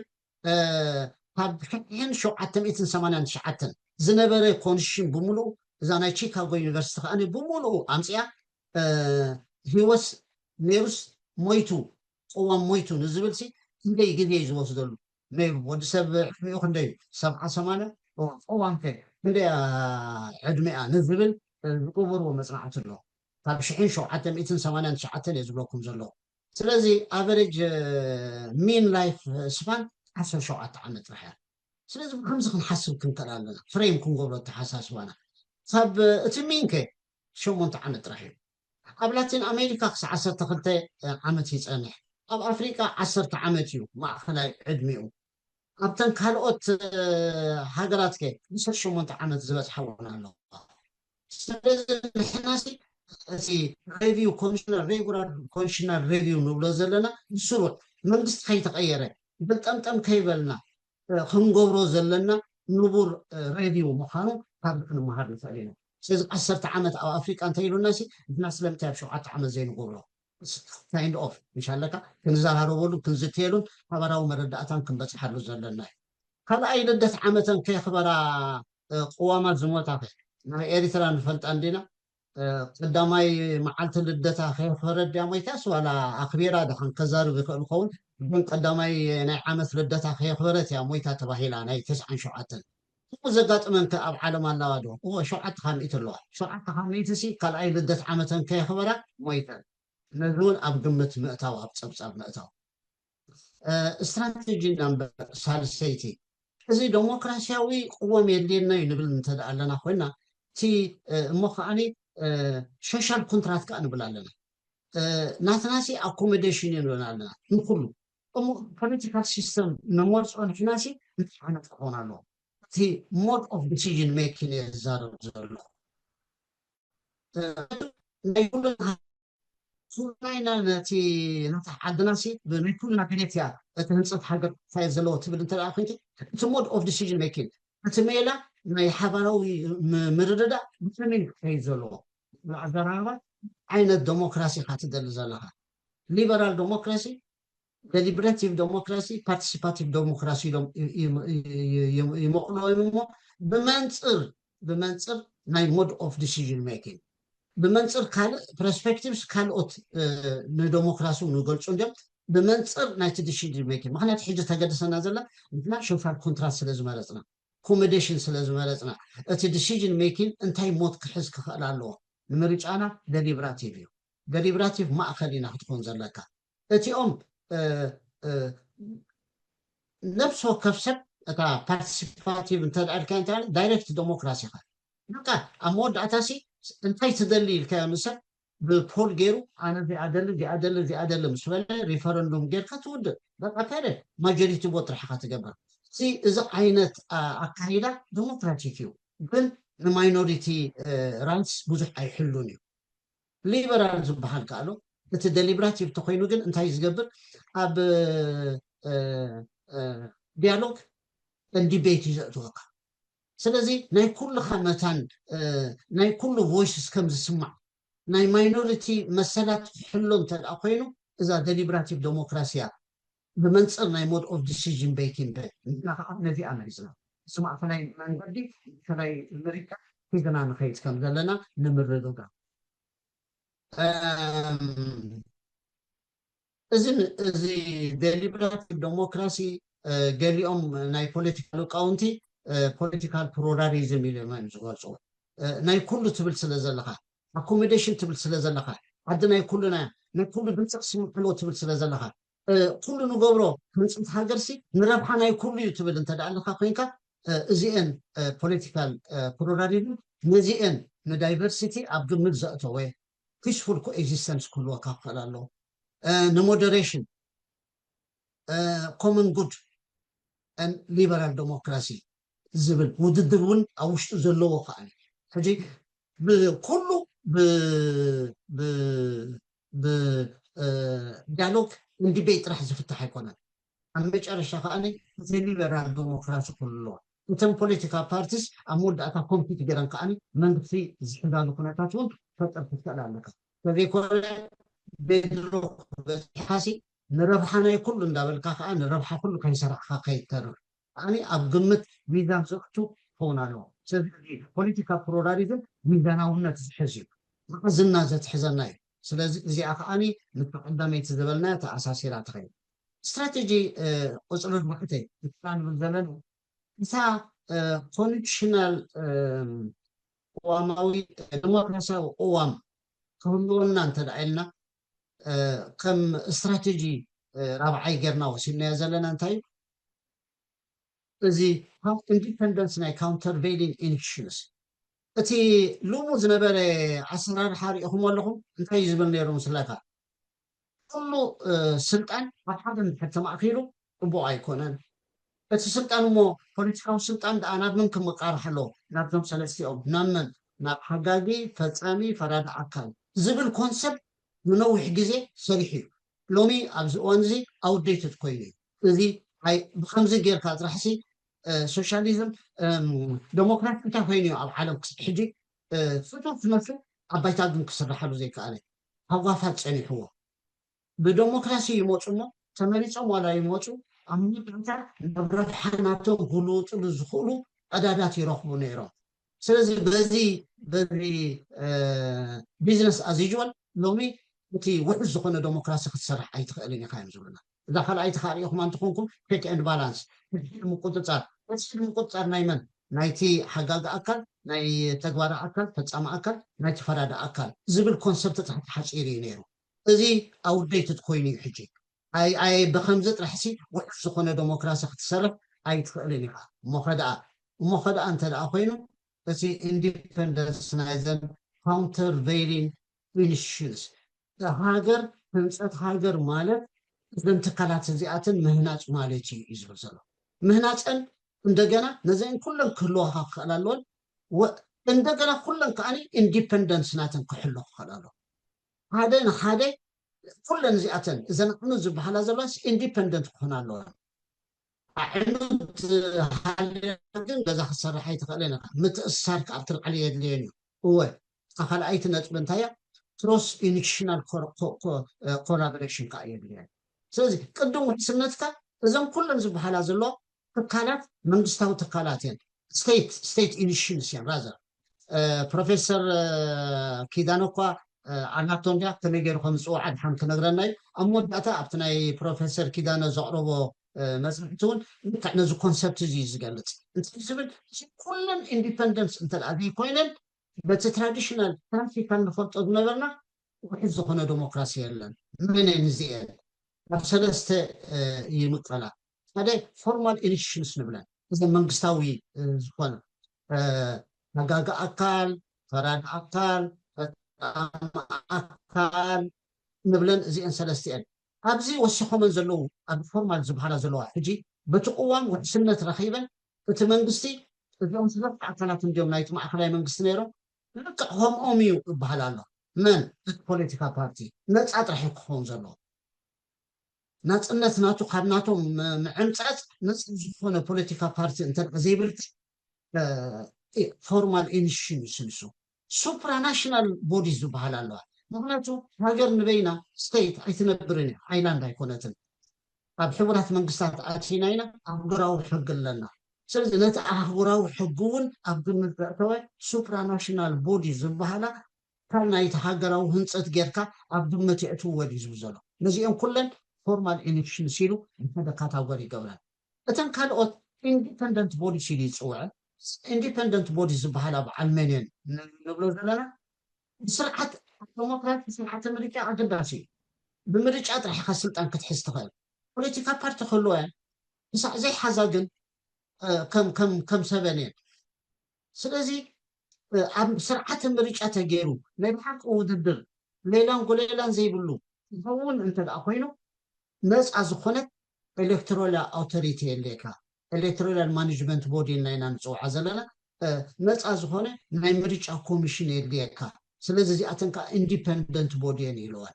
ካልእ ኸ ሜድያ ከዓ ነፃ ዝኾነ ሜድያ ካብ ፅልዋን ካብ ፖለቲካዊ ፅልዋ ናይ መንግስቲ ካብ ፖለቲካዊ ፅልዋ ናይ ፖለቲካዊ ሓይልታት ምክንያቱ ንሕና ንሓስቦ ሜድያ ነተን ናይ ፖለቲካዊ ሓይልታት መሳርሒ ጌርና ኢና ንሓስቦ ካብ ኩሉ ነፃ ዝኾነ ክኸውን ካሎ ንኩሉ ብማዕረ ዘእንግድ ንሓደ ፌቨር ዘይገብር ሜድያ ንክነፅ እንተኽኢልካ ጥራሕ እዩ ዴሞክራት ክህልወካ ዝኽእል ይብል ኣብዘን ኢንዲፐንደንት ቦዲ ዝብለ ዘሎ ንሂማን ራይት ኮሚሽን ኣላ ኣንቲ ኮራፕሽን ኮሚሽን ኣለዋ እዚኣቶም ነፃ ክኾና ኣለወን ክትተኽለን ኣለካ ክትሃንፀን ኣለካ ናፅነተን ክተውሕሰለን ክትክእል ኣለካ ስለዚ እቲ ቅዋ ዴሞክራሲያዊ ቅዋም ንብሎ ዘለና ንውሕስነት ናይዚአን ንምምስራትን ውሕስነትን ነቲ ነፃነት ናትን ዘውሕስ ክኸውን ክኽእል ኣለዎ እዩ ዝብል ንሓደ እተን ኢንፎርማል ኢኒሽንስ ከዓ ክህልዋ ኣለዎን ከም በዓል ሲቪክ ሶሳይቲ ትሬድ ዩኒየን ፕራይቬት ሴክተር ፓብሊክ ፕሮግራምስ ገመለ እንዳብለ ዝገልፀና ኣሎ ናይዚአን ኩለን እቲ ቅዋምካሲ ከውሕሰን ክኽእል ኣለዎ ኣነፂሩ ክቐምጠን ክኽእል ኣለዎ ኣብ ናይ 97 ቅዋም ርኢኹማ ፖለቲካ ፓርቲ ክምስረታ ከም ዘለዎ ንፁር ኣይገብራን እዩ እንታይ ዝብል ማሕበራት ክምስረታ ይብል ኣይኖት ማሕበራት ናይ ዕቁብ ናይ ሰንበት ናይ ዓዲ ዋላ ናይ ገለ ኣሶሲሽን ኢለየን ኣለኹ ኣሶሲሽን እየን ሕጂ ከይተነፀረ ትገድፎ ሞ ድሓር ናብ ክርክር ዘእትወካ ስለዚ እቲ ቅዋምካ ነዚአን ኩለን ኣፍልጦ ክህበን ክኽእል ኣለዎ ናፅነተን ከም ዝሕሎ ከዓኒ ከረጋግፅ ክኽእል ኣለዎ ናብ ዝብል ኢና ንኸይድ ዘለና እዚኣ ከዓ እቲ ሰለስቲአን እንታይ እዩ ዕላምአን ከ ስርሐን እውን ኣብቲ ቅዋም ንፅር ክኽእል ኣለዎ ምክንያቱ እዚአን ኢንዲፐንደንስ ናተን ኣሎ ትብል እንተደኣ ኮይንካ እንታይ ከውሕሳየን ዝኸዳ ዘሎ ሕጂ ተን ፎርማል ኢኒሽንስ ንብለን ዘለና ናተን ሮል እንታይ እዩ ዘይናተን ስራሕ መታን ከይስርሓ ሊሚት ክትገብሮ ክትከእል ኣለካ ኤንሹር ጃስቲስ ቼክ ኤንድ ባላንስ ዎች ዶግ ክኾነን ናይ ሲቲዘንስ ኮንሰርንስ ከቐምጣል ካብዚ ወፃኢ ስልጣን የብልክንን ኢልካ ዓፅዎን ክትከእል ኣለካ እዚ እንተዘይጌርካዮ በቲ ቅዋም ኣብ መወዳእታ ኣብ ኩሉ ክኣትዋ ክፍትንን ስለዚ ናፅነት ናይ ካልኦት ከዓ ሽዑ ክደፋኣ ክጅምራ እየን ስለዚ እንታይ እቲ ዕላምአን ከ እንታይ ቅድማዓየን ከ ነዚአን ዝመስረታ ዘለዋ እዘን ካውንተር ቤይሊንግ ኢኒክሽንስ ንብለን ዘለና ናፅነትን ሕለወን ዝብለን ዘለና ናተን ዕላማታት ከዓኒ ድረት ክኽእል ኣለዎ ምስ ተደረተ ጥራሕ ሽዑ ውሕስነተን ከውሕሰለን ዝኽእል استراتيجي ناي حموشته تي منغست كمسرت على يبل تي منغست ግን ሊሚትድ ገቨርንመንት ሆናለሁ እዚ አይነት ተሰማምዕና ምክንያቱ ገባት ንብሎ ዘለና እኮ ንኩሉ ይግብት ኣብ መወዳእታ በቃ ዲሞክራሲ የለን ሰብኣዊ መሰል የለን ሰብኣዊ ሕብረት የለን ስለዚ በቲ እታ ቆዋም ንብላ ሊሚትድ ገቨርንመንት ምህላው ተረጋግፅን ተውሕስን ክትከውን ክትክእል ኣለዋ ስለዚ ሊሚትድ ገቨርንመንት ዝብል ኮንሰፕት እንታይ ማለት እዩ እቶም መንግስቲ ክሰርሖም ዘለዎ ስራሓት እዚኦም ጥራሕ እዮም ኢላ ቀይዳ ንመንግስቲ እዚ ስራሕካ ኣይኮነን እዚኦም ጥራሕዮም ስራሕካ ኢላ ከተቐምጥ ክትክእል ኣለዋ ስለዚ ስራሕ ናይ መንግስቲ ኣብዞም 6 ጥራሕ ዘተኮረ ይኸውን ብድሕሪኣ ዘላ ስትራቴጂ ዝመረፅናያ እቲ ፖለቲካል ሲስተም እታ ኣብ ስቴት ቢልዲንግ ንመርፃ መንግስቲ ሲ تا ستيت نوع على سي تكون الله لتبليا كل تجافات يدلوا كم سبيكتروم تريوا زلهم حدا يونيتاريا بقى تقلل له حدا منسي مثل حدا ينا مخون حدا ينا كون زلنا خنزنا كوكا كولا تخل اي تخاني نو سيبريت مثلنا بزحاتنا بحمتنا بقمز توي بحات منغستات يوم كلنا زلو نزبل ስለዚህ እታ ኤርትራ ናይ መን ያ ንትብል ዝነበረት እንደገና ነዚኣ በዓዓፈ ትምልሻ ዘለኻ ናይ ኩሉና ያንተ ላይልካ ዩኒት ኣደድካ ትብል ዘለኻ ግን በቲ ካልእ ሰነካ ኣኮሞዴት ንብል እቲ ዳይቨርሲቲ ናትና ከዓኒ ብዙሕነትና ከዓኒ ባህልታትና ቋንቋታትና ገለመለና ስርዓተ መነባብሮ ያታው ከዓ ነይሩና ምቹውን ይነበራሉ ከዓ ንብል ነዚ ክልቲኡ ትገብረልና ትኽእል እዛ ዲቮሉሽን ትብል እያ ዝብል ዲቮሉሽን ማለት እዩ ሓደ ዩኒታሪ ስቴት ኣለካ ከም ሓደ ኮይንና ኢና ንነብር እተን ስርዓተ መነባብሮና ባህልና ገለመለና ገለ ዝገልፃ ሶሻል ስቴትስ ኣሎ ንሰን ከዓኒ መምሕዳራዊ ቅርፂ ገይረን ንባህልን ኣካይደአን ናይ ቀደም ውሕስ ገይረን ነቲ ከባቢ ዘመሓድራሉ ኩነታት ከዓ ክፈጥር ክኽእል ኣለዎ ዝብል ኣብ ኩሉ ናይ ከይድኔ ሪኢኹምዎን ኣለኹም ፌደራሊዝም ኣሎ ኮንፌደሬሽን ኣሎ ዲሰንትራላይዜሽን ዝብል ኣሎ ወይ ድማ ዩኒታሪ እጂ ኣብ መንጎ ዲቮሉሽንን ዲሰንትራላይዜሽንን ኣብ ፍቶ ከተቕርቡለይ ከለኹም ከቕርባያ ግን ፍልሊ ናይ ክልቲአን እንታይ እዩ ዲሰንትራላይዜሽን እንተኢልካ ሓደ ማእኸላዊ መንግስቲ ዩኒታሪ ስቴት እዩ ዘለና ዴሊጌት ግን ግበር እዩ ዝብሎ ዘሎ ዴሊጌት ግበር በይኑ ባዕልካ ክትሕዞ እንተደኣ ፈቲንካ ኤፊሽንት ኣይትኸውንን ኢኻ ስሉጥነትካ ብጣዕሚ ይህሰይ እሞ ስልጣን ኣካፍል ምቅሊት ናይ ስራሕ ግበር ነቲ ዞባዊ ወይ ኣውራጃዊ ወይ ኣካባቢያዊ መምሕዳር ናይ ሓላፍነት ካብቲ ናትካ ሲ ንዕኡ ሃቦ ማለት እዩ ዲሰንትራላይዜሽን ዴሊጌሽን ተዳልካያ ግን ዓብዱላይ ሰዓት ክምንጥሎ ዓብዱላይ ሰዓት ከፅብቦ ዓብዱላይ ሰዓት ከፍፍል መን እዩ ንዝብል ክትቅዋም ኣይኮነን መንደኣ ማእኸላይ መንግስቲ እዩ ኣብ ዲቮሉሽን ተዳልካ ግን ስልጣን ናይ ፓወር ሼሪንግ ናይ ማእኸላይ መንግስትን ናይቲ ክልላዊ መንግስትን እዩ ዘርእየካ ስለዚ እቲ ቅዋም ባዕሉ ማእኸላይ መንግስቲ ስራሕካን ዕማምካን እዚ እቲ ክልላዊ መንግስቲ ንብሎ ዘለና ከዓ ስራሕካን ዕማምካን እዚ እዩ ኢሉ ፓወር ሼሪንግ ንገብር ኣሎ ፓርት ኦፍ ቼክ ኤንድ ባላንስ ይኸውን ኣሎ ንባዕላ እታ ቅዋምሲ ነዚ ተውሕሰልካ ኣላ ማለት እዩ ስለዚ ማንም ዝምንጥሎ ኣይኮነን ቅዋም ዘውሓሰሉ እዩ ኣይንኣመኩምን ኢና ንስኹም ፀዲምኩምና ንስኹም ከምዚኢኹም ኣይትበሃልን ኢኻ እታ ቅዋም ሓንሳእ እንተደኣ ጌርካያ ነቲ ክልላዊ መንግስቲ ዝወሃብ ስልጣን ከዓ ብቅዋም ዝተረጋገፀ ክሳዕ ዝኾነ ዝምንጥለካ የለን ኣካባቢካ ባዕልካ ከተመሓድር ኣካባቢካ ባዕልካ መርሕትካ ክትመርፅ ዓብዱላይ ካስዓትካ መርሕትካ ከተጉድል እቲ ቅዋም ውሕስነት ክበካ ይኽእል እዩ ማእኸላይ መንግስቲ ይኮነን ንዝብል ኣብ መንጎ ክልቲአን መሰረታዊ ዝኾነ ፍልለይ ከም ዘለዎ ጥራሕ ጠቂትካ ክኸይድ سنغال تا سكند كولمن زلا جرين تايم خانا با سبيل غبرا كلها international organizations እንዲያትብል separate states እንዲያትብል more እንዳ confederation ወፃኢ ኢኻ ትኸይ ዘለኻ ማለት እዩ ሕጂ ትፅንሐልና more confusion ከይትፈጥረልና ኢለ ገዲካ deliberately እዚአን ካብ ኮንፌደሬሽን ፌደራሊዝም ዲሰንትራላይዜሽን ኤንድ ዩኒታሪ ፅቡቅ ስለ ዝርዳእና ንኩልና ኣብ ጥራሕ ፎከስ ምግባር ኣብቲ ዝመረፅናዮ ስትራቴጂ ከዓ መታን ክንኣቱ ይቅርታ ዮሃንስ ብከምዚኣ ገይረ ክሓልፋ ሼር ኣብ ሼሪን ኢና ዘለና ቼክ ኤንድ ባላንስ ኩሉ أمونغو معكراي منجسن ناي كللاوي ويا كبابياوي منجسن بلالنا يتقم زجرنا خدلت خخلالو ناي تمعكراي منجسن سرحن عماماتون انتاين ناي منجسن accommodation سلنو بالزلنا أمونغو بحلاوي لمكتاتنا هادتاتنا سرقات من نباورنا وكحلو اللو معمول زخونا سرقات منجسن خاخلونا اللو أتي أكباب زلو أتي أبقى أرزلو هزبي معبيلو أقول كمان industrialization انكسح زمتص خلتيو غوني حقفنا يخي كيدا لنا نزبط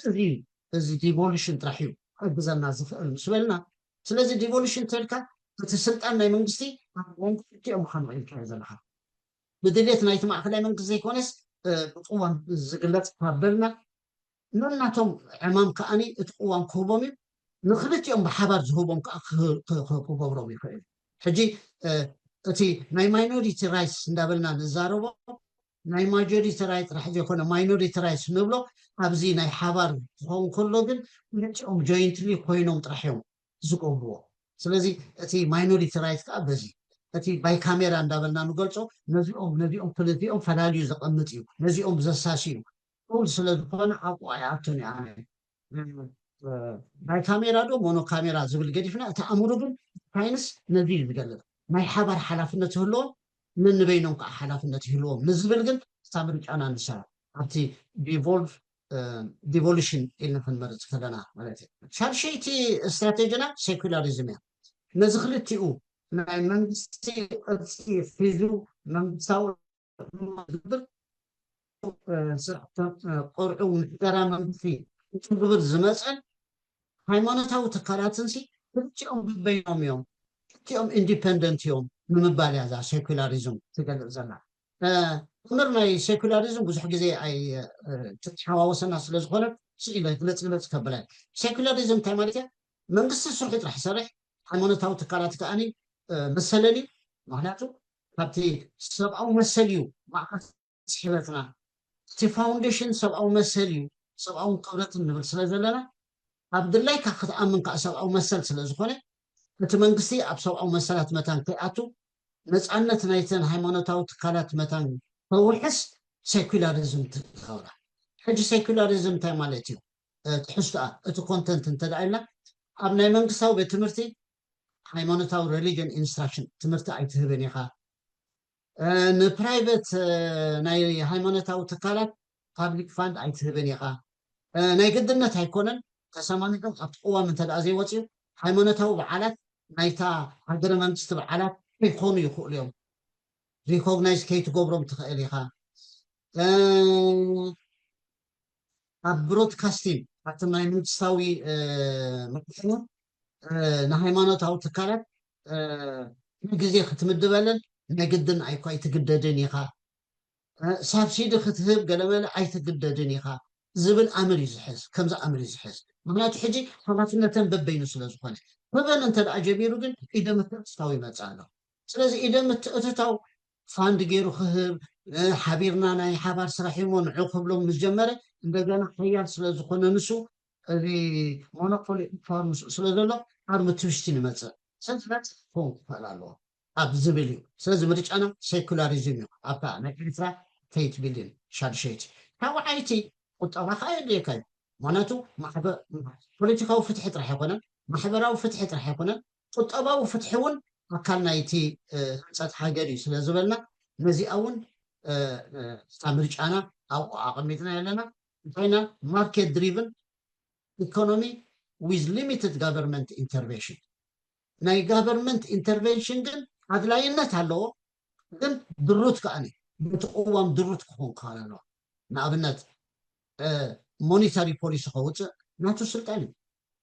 فيزيكال بوليس خوت نمنقص سلطاني زنقلتي انه منقص هو مع ان وطي ان دايركت نتقطوا تصمو يفعل معناته ناتو سلطاني بقطع اتيوغن اذا متأتاو قبري يقولون عم تويستين يزمت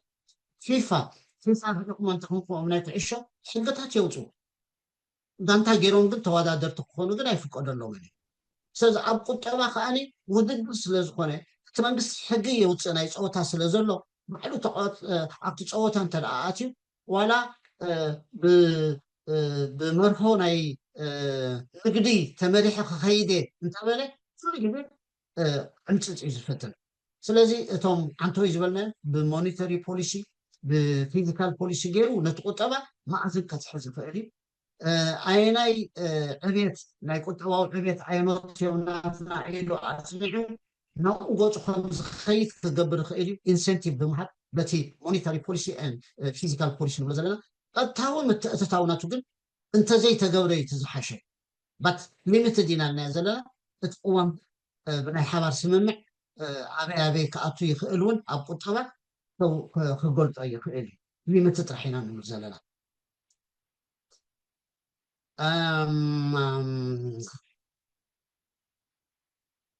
እዚኣ ሳስቴይነብል ዲቨሎፕመንት እያ ምክንያቱ ኣብ መወዳእታሲ ቁጠባ ንበይኑ ዋጋ ይብሉን ደቂ ሰብ ከዓኒ ንምዕባል ዓቕሚ ሰብ ብጣዕሚ ኢምፖርታንት እዩ እቲ ኣከባቢና ከዓኒ ክንዕቅቦ ክንክእል ኣለና ናይዚ ሕጂ ዘሎ ትውልዲ ጥራሕ ኣይኮነን ናይቲ ዝመፅእ ሚልዮናት ዓመታት ብድሕረና ዝመፅእ ህዝቢ እቲ ኣከባቢ እቲ ኤንቫይሮንመንት እውን ንዕኡ ዋዕረና ይምልከቶ እዩ ስለዚ ክንጥቀም ካብቲ ኤንቫይሮንመንት ንምምፅላዕ ዓይነት ሂወት መነባብሮና ይፍቀድ እኳ እንተኾነ ንመፃኢ ብዘይሃሲ መንገዲ ጥራሕ እዩ ውዕስ ኮይኑ ክኸይድ ዘለዎ ካልኣይ እቲ ባላንስድ ኢኮኖሚ ግሮስ ኣብ ፕሉራሊዝም ኢና ንኣምን ዓዲ ናይ ኩልና ማዕርያ ትብፅሓና ንብል ኣለና ዕብየት ኣብ ሓደ ከባቢ ጥራሕ ከዓኒ ክዕከብ የብሉን ክዝርግሕ ይኽእል ኣለዎ ስለዚ እዚ ባላንስድ ኢኮኖሚ ግሮስ ከዓኒ ክነውዕስ ክንክእል ኣለና እዚ ሶሻል ዌልቢንግ ከዓኒ ኣብ መንጎ ሃብታምን ድኻን ዘሎ ጋር ከዓኒ ብጣዕሚ ተነፅምሞ ክንፍትን ክንክእል ኣለና ፈፂምካ ከተወግዶ ዘይከኣል ምዃኑ ዓለም እንዳተረድአት ትኸይድ ኣላ ተገፅምዎ ብዙሕ መሳርሒታት ኣለው ኣብ ግምት ዘእተወ ክኸውን ክኽእል ኣለዎ እዩ እዚ ማልቲ ፓርቲ ሲስተም ከዓነ ክንክተል ክንክእል ኣለና ምክንያቱ እቲ ስርዓተ መንግስቲ ኣብቲ ዝበልናዮ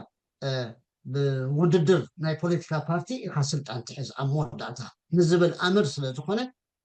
እዚኣ ከዓኒ ኣገዳሲ ስትራቴጂ እዚ ማልቲ ፖለቲካል ሲስተም ክህልዎ ኣለዎን ገለመለ እንተደኣ ንብል ኣለና ምክንያቱ እዚ ምስ ገበርካ ጥራሕካ እቲ ፖለቲካል ስታቢሊቲ ከተውሕሶ ትኽእል ምክንያቱ ፖለቲካ ፓርቲ ክምስረታ መሰል ናይ ደቂ ሰብ ስለ ዝኾነ እቲ ዳይቨርሲቲ ኣለና ንብሎ ዘለና ንዕኡ ኣብ ግምት የእትየን ዝኾነ እዋን ዝደለዮ ዓይነት መልክዕ ክምስረታ ዘይነፍቅድ ኮይና ፖለቲካል ስታቢሊቲ የለን ንኩለን ክንፈቅደለን ክንክእል ኣለና ኣብ ውድድር ጥራሕ እየን ኣትየን ንሃምን ቀልብን ናይ ዝበዝሐ ህዝቢ ክስዕራ እንተደኣ ዘይክኢለን ግን ክግለፍ ኣለዎን ኢልና ክንሓስብ ክንክእል ኣለና ስለዚ ፍሪኩዌንት ኢሌክሽን ከዓ ክህሉ ክኽእል ኣለዎ ስሩዕ ግን ክኸውን ክኽእል ኣለዎ ንዝብል ኣመራታ ትገልፅ ስለዚ ፖለቲካ ፓርቲ ክንብል ከለና ዴፊኒሽን ናተን ቅሙጥ እዩ ካብቲ ኢንተርናሽናል ቤስት ፕራክቲስ ዝገልፅዎን ስርሐን ከንታይ ክኸውን ኣለዎ ንሳተን እውን ሊሚት የብለንን ሓደ ሓደ ግዜ እኮ ትስንብድ ኢኻ እተን ፖለቲካ ፓርቲ እታ መንግስቲ ናተን እቲ ህዝቢ ናተን ገይረን እዮም ዝወስኦ በቃ ኩሉ ናትና ኒና ድላይና ንሕና ጥራሕ ኢና ንገብር ዝብል ኣሕመድ ስለ ዘሎ ዴፊኒሽን ናይ ፖለቲካ ፓርትን ዕማመን ስልጣንን ናይ ፖለቲካ ፓርቲ እንታይ ጥራሕን ክሰርሓ ዝፍቀደለን በቲ ኣብቲ ኮንሽን ንፁር ገይሩ ከውፅኦ ክኽእል ኣለዎ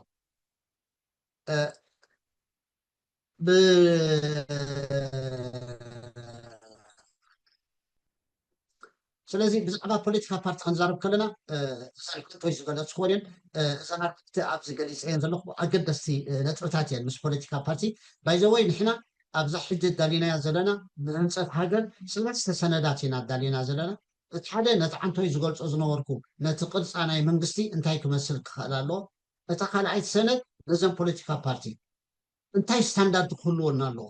ከመይን ኦፕሬት ክገብራ ገለ ዝብል ካብቲ ኢንተርናሽናል ቤስት ፕራክቲስ ዘምፃናዮ ኣብ ኤርትራ ከዓ ፖለቲካ ፓርቲ ክምስረታ ከለዋ ከምዚ ክኸውን ኣለዎን ኢልና ቀሚጥና ኣለና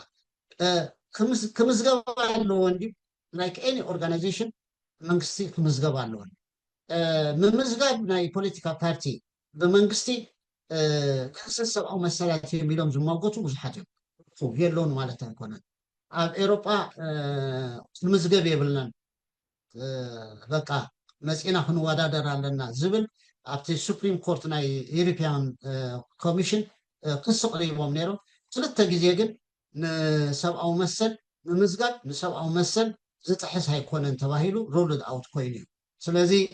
ነዙን ኣብ ግምት ዝኣተወ እዩ እዚ ማለት እዩ ፋንድ ካበይ ክረክባ ኣለዎ ንዝብል ከዓኒ ምክንያቱ ናይ ግዳም ሓይልታት ኣብ ውሽጣዊ ጉዳይ ናይ ሓደ ልኡላውነት ሃገር ብመንፅር በዘን ሃይማኖታዊ ትካላትን ፖለቲካ ፓርቲን እየን ተጠቃዕቲ ምክንያቱ ፋንድ ይህቦን እሞ ድሌት ናቶም ብኡ ገይሮም ክፈፅሙ እዮም ዝፍትኑ ስለዚ ተሓታትነትን ትራንስፓረንስን ናይ ፖለቲካ ፓርቲን ተሓታትነትን ትራንስፓረንስን ናይ መንግስቲ ከምቲ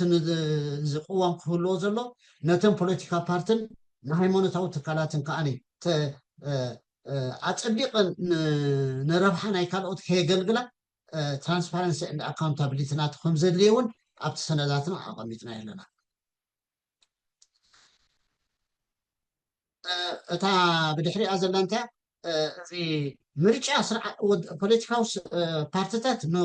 ተወዳዲረን ስልጣን ፖለቲካዊ ስልጣን ካብ ኮኑ ነፃ ዝኾነ ከዓኒ ኣብ ውድድር ዘማእኸለን ሕግታት ኣውፅኡ ፍሪ ኤንድ ፌር ምህላው ዘረጋግፅ እቲ መንግስቲ ይኮነን እቲ ኢንዲፐንደንት ኤሌክቶራል ቦዲ ክኸውን ዘለዎ ስለዚ እዚ ንዕኡ ዝምልከት ከዓ ዝሰነድ ኣሎ ንስና ከዓ ንዕኡ ገፊሕ ኣርእስትን ገዳሲ ከዓ ስለ ዝኾነን ኣብ መወዳእታ ፖለቲካል ስታቢሊቲ ክህሉ ንኢንዲፐንደንስ ናዚ ወሳኒ ስለ ዝኾነ ዘተማልአት ሰነድ ንበይና ጌርና ከዓኒ ኣቕሪብና ኣለና ነዚ ፖለቲካ ፓርቲ ክንብል ከለና እቲ ኣካይዳና እንታይ ምዃኑ ክርዳእ ፖለቲካል ሲስተም ናትና እታ ሃገረ መንግስቲ እንዳበልና ክትህነፅ ምደልያ ዘለና ንዝብል ዘለና እቶም ኢንዲቪጁዋልስ ዶት ኮይኖም ሶሳይቲ ቀለቤት እያ እታ ቀለቤት ብምልእታ ሶሳይቲ እያ ትበሃል እቶም ዶት ኮይኖም ዘለው ውልቀ ሰባት እዮም ውልቀ ሰባት ኢንፍሉንስ የብሎምን ምክንያቱ በብበይንካ ኮይንካ ፅሉይ ትኽእልን ኢኻ ዝረብሕ ነገር እውን ተሰሚዕካ ኮማንጎት ክሰርሕ እውን ዘሎ ዕድል ፀቢብ እዩ ስለዚ እንታይ ክትገብር ክትክእል ኣለካ ኣብ ግሩፕ ክትምቀል ክትክእል ኣለካ ስለዚ እዘን ግሩፓት እዚኣተን ገሊአን ፖለቲካ ፓርቲየን ገሊአን ሲቪክ ሶሳይቲ እየን ገሊአን ከምተን ንብለን ዘለና ኢንዲፐንደንት ቦዲስ እየን እዚአን ውድድር ገይረን ኣብታ ናይ ሳልሰይቲ ንብላ ዘለና ስቴት ቢልዲንግ እዚኣ ፓብሊክ ስፔር እዮም ዝብልዋ ኣብዚ ክትከይድ ክትደሊ ከለካ ኣብቲ ውድድር እተን ፖለቲካ ፓርቲ ተወዳዲረን ኣብ ስልጣን ይሕዛ ስለዚ ስልጣን ክሕዛ ከለዋ እቲ ስርዓተ ምርጫካ እንታይ ክኸውን ኣለዎ ንዝብል ፖለቲካል ፕሮፖርሽናል ሪፕሬዘንቴሽን እንታይ ማለት እዩ ቮይስስ ኣሎ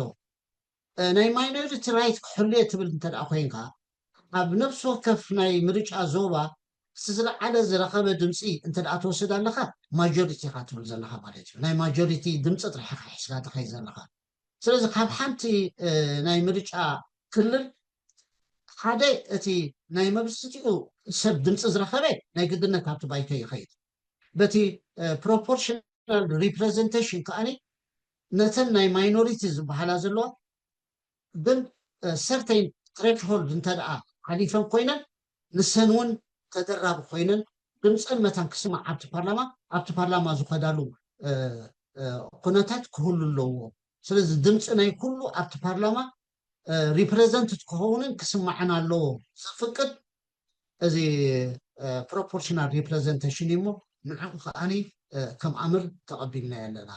ክብል የደልየ ከጠቓልላ ሰማሪ ክገብር ከለኹ ኣብ ህንፀት ሃገር ኣገደስቲ ነጥበታት ዲሞክራሲያዊ ቅዋሚ ሓደ አንኮንሽናል ኮምፕሬሄንሲቭ ሬቪው ክትገብር ክትክእል ኣለካ ንሓንስእ ጥራሕ ዘይኮነስ ሬጉላር ከማን ቅዋም ምስ ገበርካ ከማንሲ ብስሩዕ በብእዋኑ ክትገብር ክትክእል ኣለካ ፖለቲካል ስታቢሊቲ ከተረጋግፅ ተዘየለ ዕልዋ መንግስቲ ጥራሕ እዩ ዘጋጥመካ እቲ ሶሻል ኮንትራክት ንብሎ ዘለና ደሊብራቲቭ ዲሲዥን ሜኪንግ ፕሮሰስ ኣገዳሲ ምኳኑ ማእከላይ ቦታ ክትሕዝ ክትክእል ኣለካ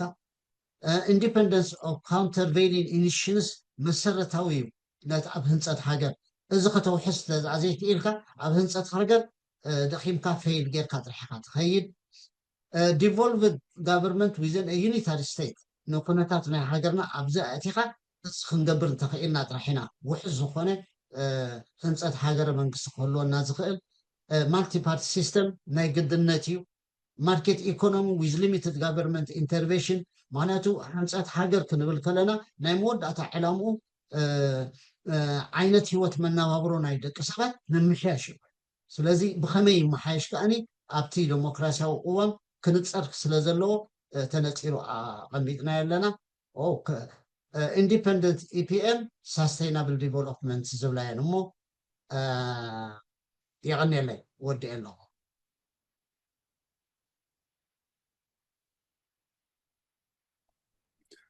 Okay, Sangai. Thank you. سفيحن بروهن زبان المجلسي أغريب قلنا أجي نبينا في البيت نبتم أقدموا ورقة زباسهم عبدنا وعفنا نساتم حسابهم فغروا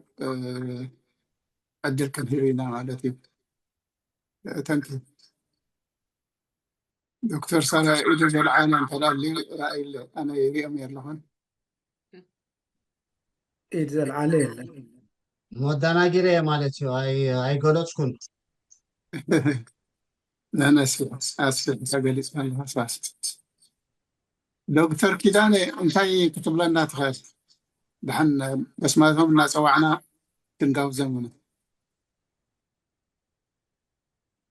دكتور كيداني هي دحن دعي لكم ناي سنغال مچم ديتيل ناي مقرب زلو خلاتو بطعمي زقرمي منالبات تي ديتيل سلازباز حاجن بحاصير غزي نخلنا تزقربو صبغرنا خمرد قرب يخبد يخون زخنا خاينو انا نزب زعبا زناي ستيت بيلدين حيال غزي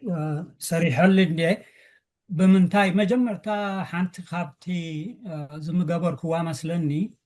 نزناي سنغال زقربو زناقف زي كوناسي مملاتا ወይ ድማ ከም ኢንትሮዳክሽን ናይ ሰንጋል ዘቕረቦ እንታይ ምበልኩ እታ ስቴት ወይ ዳውላ ንብላሲ እንታይ